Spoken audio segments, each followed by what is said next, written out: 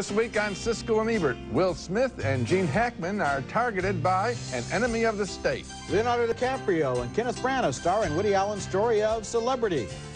And ants and their allies fight a grasshopper invasion in A Bug's Life.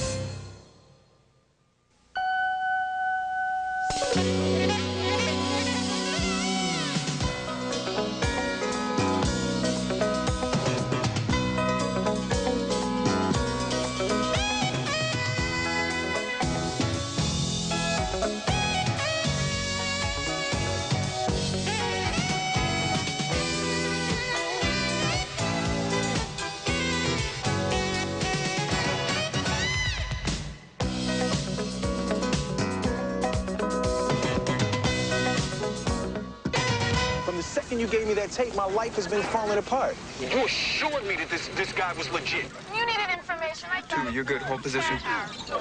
Praise good. Will Smith plays a D.C. attorney being spied on by sinister government forces in the techno-thriller Enemy of the State. And that is one of 5 new movies we'll be reviewing this week on Siskel and Ebert. And we will also analyze and discuss the first footage available from the next Star Wars movie.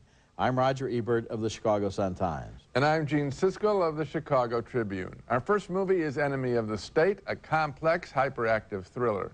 So hyperactive, I wish I could have injected half the characters and maybe the director with a heavy dose of Ritalin.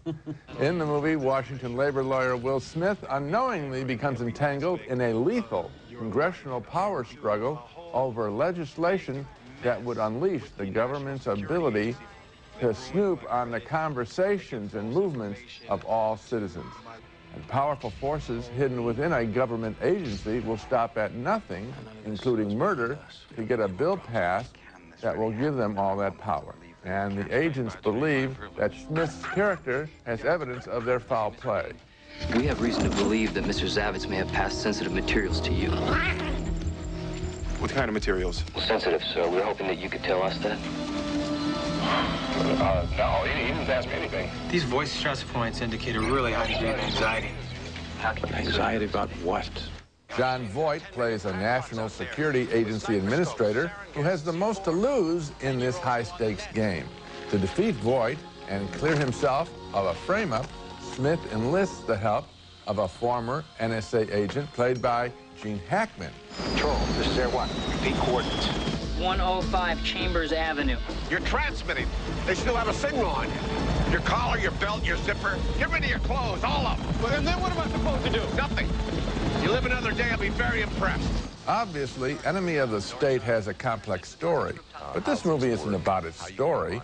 It's about showing us high-tech eavesdropping toys in a barrage of furious, ear-splitting, eye-popping action scenes.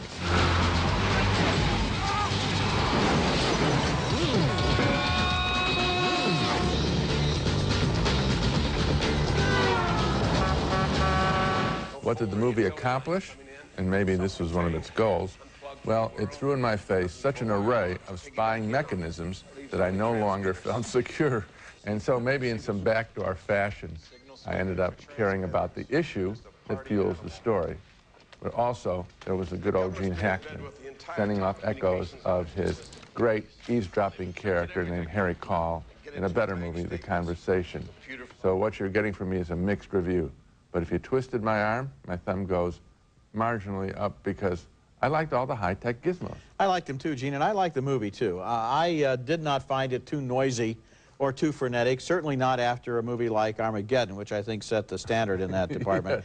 This movie, to me, was fascinating because it seemed to know what it was talking about. A couple of years ago, I mocked some movie on this show where a satellite from space could look at license plates on the ground. Oh, right. But recently I went on the web and I was able to see the roof of my own house on a Microsoft site. So I think if I can do that, the NSA can probably see how much money I have in my billfold. And this movie was really scary in showing the willingness of the government to violate its own laws and to ignore its own laws in order to spy on citizens and to make them enemies. And we've seen that happening right now in Washington, where the power of the government allows individual citizens to be run roughshod over. When Hackman popped on the screen, didn't you feel really good to see him? I always feel good to see him, and I love the fact that his headquarters in this movie looks exactly like the rig that he had in The Conversation. I'm sure that was a reference. Yeah. He has now achieved real senior beloved status in the movies. He's a great techno-coot in this film. Okay, next movie. Our next movie is a delightful and funny film named Waking Ned Devine. There seems to be an inexhaustible supply of quirky human comedies from the British Isles. And here's another one, this one from a village in Ireland where a local citizen wins nearly £7 million in the national lottery and then dies with the winning ticket in his hand. The law says the money goes back into the kitty, but Ned Devine's neighbors think it would be a shame for that to happen. They'd rather share it among themselves. As the movie opens, though, all they know is that someone in the village has won the prize. Has the news reached Tullamore? Nobody's figured it out yet, so nobody knows but the winner. That's Ian Bannon as Jackie, the local mastermind, and David Kelly as his best friend Michael in a performance that deserves an Oscar nomination. Jackie and his wife hold a supper for selected neighbors to try to pick up clues about who might have won the lottery. And it turns out that one of the potential winners is missing. Ned Devine was missing. After they discover that Ned Devine is dead, old Michael winds up impersonating him before federal authorities so that the villagers can share the prize money. Now, where did they find this wonderful actor playing Michael? His name is David Kelly. This scrawny old bird with a twinkle in his eye, he's willing to defraud the state out of something like $10 or $11 million. Michael's in there with the man from the lotto. Jackie, he's never told a lie in his life. Well, he's making up for it now, so. Right, can I have your full name and date of birth, please, Ned? Ned Patrick Devine. One reason Waking Ned Devine is so hilarious is because it's based on greed, on the understandable desire to see a big lottery prize stay right there in the village. Every character is drawn with loving care, including a girl who loves a pig farmer, but not the way he smells, and a local woman who disapproves of everyone and gets her comeuppance. And does she ever? Well, you used the word, you finally got to the right word, hilarious. This picture is headed certainly for my best 10 list this year. It's spectacularly funny, but also clever. Just when you think it's all, you got it all figured out, and all of the villagers have it all figured out, it gets more complicated. This is a charming film. Everyone now stopping me on the street and asking me what's a good picture to see. This is the one I named. Waking Ned Devine. It is, and there have been a whole group of these, like Full Monty and The Commitments, and all of these movies. They all zero in on people who are very clearly quirky, eccentric individuals, and the movies love them, and they love the camera. But also, the movies hone in on certifiable human nature. Avarice, greed. We're all greedy. We'd all like to be in this situation, and you think, well, what would I do? Would I take the ticket? Would I impersonate? Would I share? You know, I don't want to give away too much. But of course you would. They nail every, you know, and again, Full Monty. If I lived in that village, you could count me in. And David Kelly. I'd be. David Kelly is a treasure. Oh, it's he looks like a plucked chicken on a bike. It's really funny. Coming up later in the show, Kenneth Branagh and Winona Ryder are part of the star-studded cast of Woody Allen's Celebrity. You will not be sorry, trust me. Coming up next, A Bug's Life, the new animated feature from the makers of Toy Story. Always cast me as the broom, the pole, the stick, a splinter. You're a walking stick! It's funny! MCI 5 cent Sundays. I need passion, depth, I need intensity. MCI 5 cent Sundays. 5 cents a minute every Sunday. Think big. Think Shakespeare. 5 cents a minute every Sunday. 5 cents a minute every Sunday. I ask for an actor, they send a comedian. Call 1-800-Sundays to become an MCI customer. Again? Call 1-800. Just one look. That's all it takes. Switched from cable to DirecTV to get all the Broncos games from their new home in LA. Got DirecTV for all the pay-per-view movies. Hasn't been to the video store since. Saw the digital picture and sound on DirecTV while shopping for a home theater system. Signed up on the spot. There are over 3 million others for whom all it took was just one look. So, what are you looking at?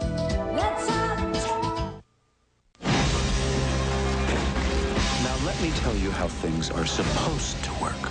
The ants pick the food, the grasshoppers eat the food. It's a bug-eat-bug world out there. There's some splendor, but a whole lot of warfare in the grass In A Bug's Life, the latest computer-generated insect film of the year. Did I ever think I would ever say that sentence? And who ever thought we'd get two in 1 year? A Bug's Life isn't just ants. As we go one step up the food chain to a grasshopper population that enjoys harvest normally supplied by the ant colony and is very angry when 1 year the ants don't come through. The voice of the lead hopper in the film is supplied by Kevin Spacey. Let's just think about the logic, shall we? Let's just think about it for a second. If it was up there, would I be coming down here to your level looking for it? A Bug's Life was made by the same animation house, Pixar, that made the great-looking Toy Story. Half the pleasure of the movie is the dazzling way it looks, more than its lame story about an ant called Flick who wants to lead the ant colony into a labor-saving efficiency and rid them of the grasshopper threat. To do that, Flick sets out to recruit some bigger bugs who can help the ants. Wow! City!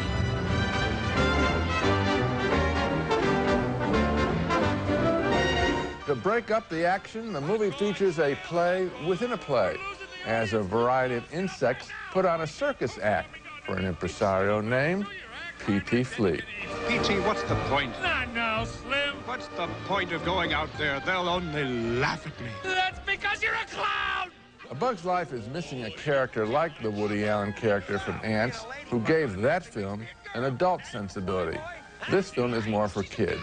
Francis, leave them alone. They have poo-poo hands. Not again. There's no question that A Bug's Life loses some of its appeal because of its release following the movie Ants just 7 weeks ago. I don't know if this can be justified logically, but I'm going to give it a marginal recommendation for people who haven't seen Ants and are unfamiliar with the animation style, but I can't recommend it as highly if you have seen Ants, because in comparison, A Bug's Life comes up short. I give it more than a marginal thumbs up. I enjoyed it just flat out. I liked Ants too. I think the two movies are more or less comparable in how much they entertain me, and this one does have a wonderful look. They are doing things with 100% computer animation there that gives the Pixar studio its own look, different from other animated films. Yeah. And there is a flow and a grace in the animation here that is bewitching. And then I like the story too. I like the whole business of miniaturization, the way that the rainstorm is like they're being bombed from space by giant water bombs. Yeah, well, and the way that the ant hive organizes itself. I like both of these films. I'm happy that we got both of them. I'm giving thumbs up to this picture too, and it's just that Ants, because of the Woody Allen character, had that extra dimension, that adult quality. Woody Allen gave it more of an adult quality, but I like the fact that the hero of this film is a little inventor who has all kinds of bright ideas for how he's going to be able to automate the harvest and so forth. He's a good character too, Flick. When we come back, Woody Allen's new comedy, Celebrity,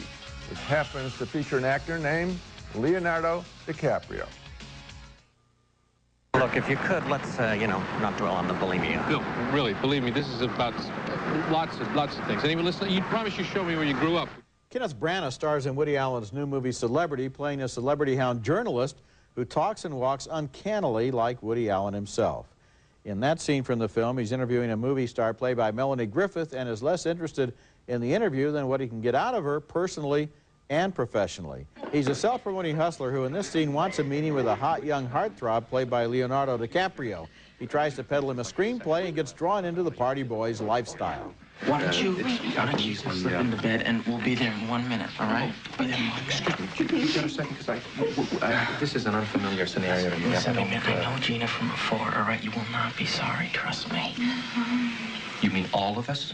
When the journalist isn't with the girl he loves the girl he's with. But he can't believe his ears when he chats up a supermodel played by Charlize Theron. Polymorphously perverse meaning, Meaning every part of my body is or gives me sexual pleasure. It's always the case with a Woody Allen movie that there are some big laughs and satirical jabs that are right on the money. He never bores you. But this time he didn't much surprise me either.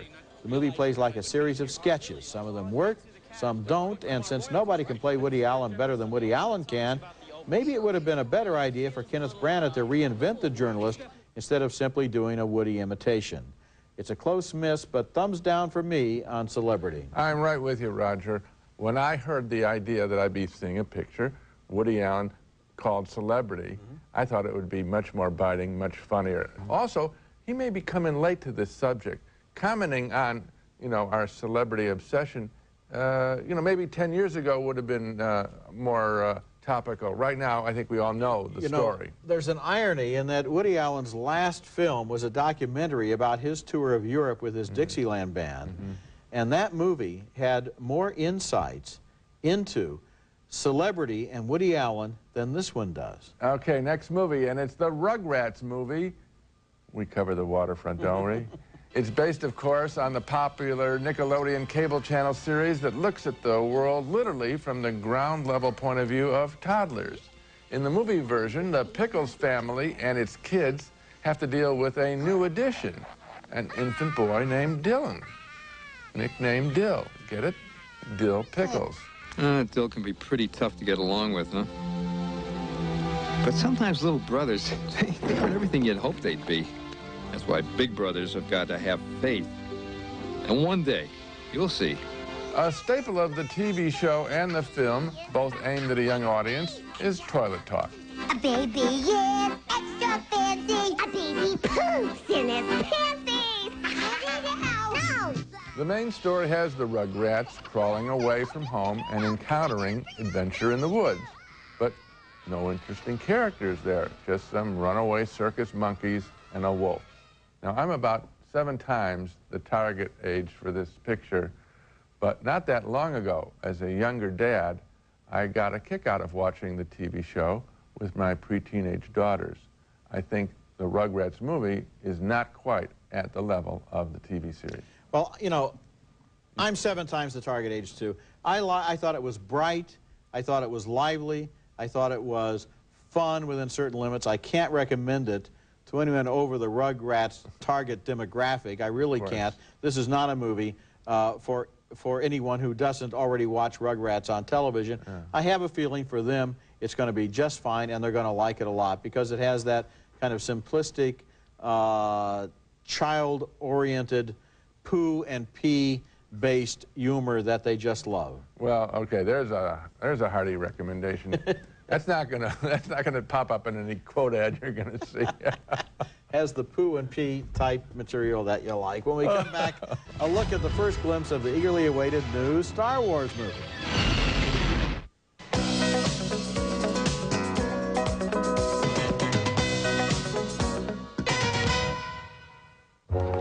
Need any help? Absolutely fine, thank you. Are you lost? Grazie. Where is Cafe Verita? It's right there. Ah. Hey, please, you join me. Is this Italian? The best. Ecco domani. What does that mean? Not a clue. Ecco domani. It means Italian. I'm here with Clarissa, who recently found out how easy it is to find phone numbers using 1010-9000. Well, after I had Susie, there were lots of people all over the country I wanted to call. And lots of phone numbers to find. Yes, but with 1010-9000, I was able to find everyone's number from Boston to Seattle. And you didn't even need their area codes. No, thank goodness. I just told the operators whose numbers I needed and where they lived. Pretty easy, huh? Yeah, it was. 1010-9000, directory assistance for everyone in America. That goes for you, too. Starting Friday, thousands of theaters around the country began showing a new 2-minute trailer for what can possibly be described as the most eagerly awaited new movie of the decade, Star Wars Episode I, The Phantom Menace. Some Star Wars fanatics were able to get their first glimpse of this new trailer last Tuesday when it played in a few selected theaters around the country, and the footage was immediately posted on the web and painstakingly analyzed by fans looking for clues. Starting Friday, it was playing everywhere.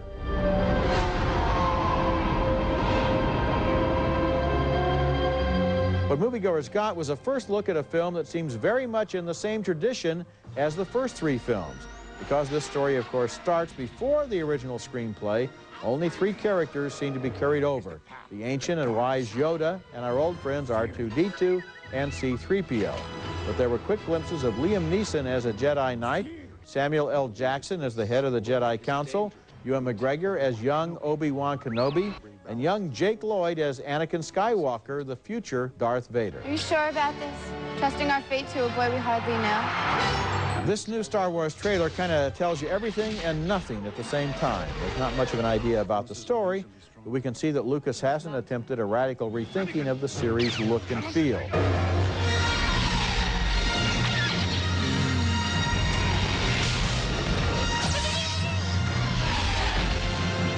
The new movies will be of a piece with the original classics, although no doubt the special effects will be even more spectacular. All that the Star Wars Episode 1 trailer proves is that people can get excited about 2 minutes and 10 seconds of a movie that won't be out for 6 months, and I guess that's what it was intended to prove. I like your line, everything and nothing, because that's the feeling. You know, it rushed by me so quickly. Oh yeah, there's a lightsaber, so Yeah. maybe that'll reappear. You know, and was that lightsaber, you know, 1-2 frames? I mean, that's all, but it sparks you that way. Yeah. The thing that I noticed more than anything else is the quality of the creatures, and that's because the improvement in computer-generated graphics. And so I expect there will be creatures. Remember, we were amused at the creatures in the first picture. Oh, yeah. But even more so. These are going to be really dazzling. I mean, I could see that. Well, when we visited George Lucas at his ranch to do a special on TV several years ago, he was talking about how the first movie was kind of handmade, and now, of course, time has marched on. They have enormous technology to bring to bear. We'll be back in a minute.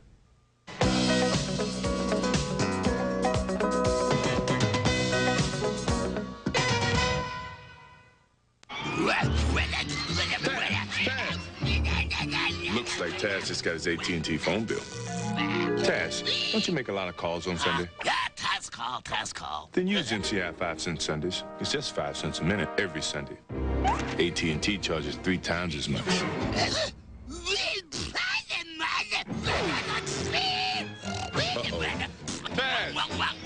just call 1-800-Sundays. Become an MCI customer.